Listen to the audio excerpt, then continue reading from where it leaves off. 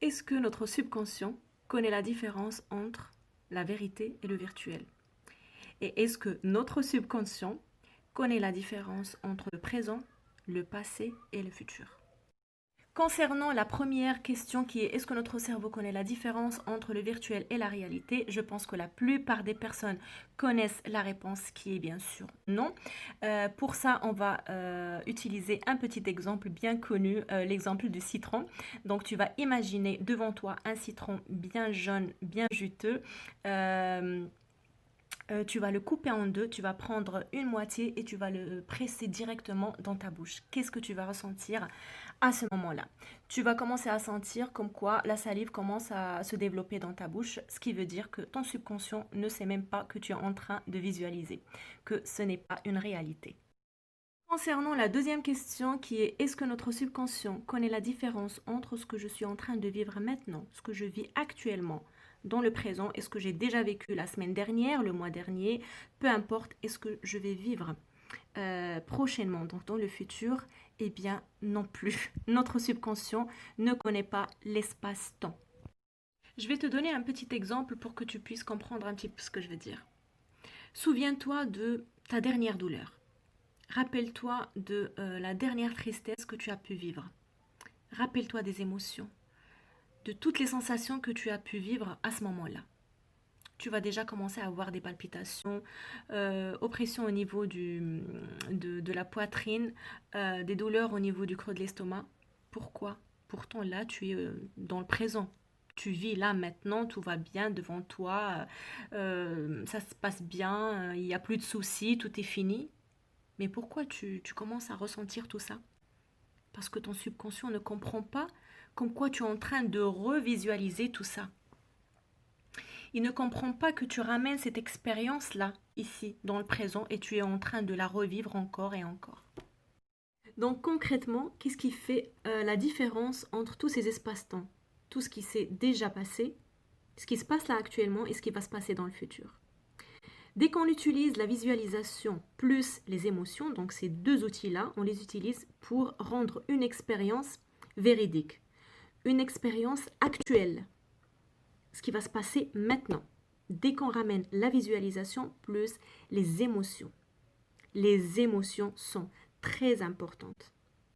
Ce qui veut dire aussi que ton subconscient ne connaît pas la différence entre un but ou un objectif déjà réalisé, un objectif qui est en train de se réaliser et un objectif que tu veux réaliser. Du coup, comment on peut utiliser ces deux outils-là pour avoir ce que l'on veut dans la vie?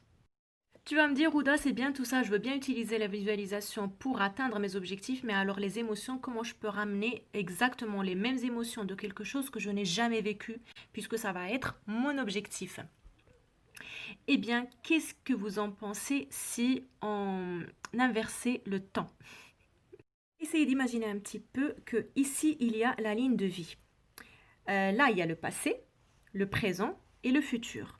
On va inverser le futur et le passé. C'est-à-dire, on va utiliser des souvenirs de quelque chose, même si on ne l'a jamais vécu, mais on va la considérer comme souvenir. C'est comme si on l'a déjà vécu.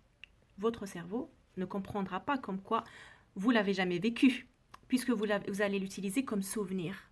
À ce moment-là, il va y avoir les couleurs, les senteurs, les personnes, les moments, les endroits, tout ce que vous voulez. Et à ce moment-là, la visualisation va être beaucoup plus claire.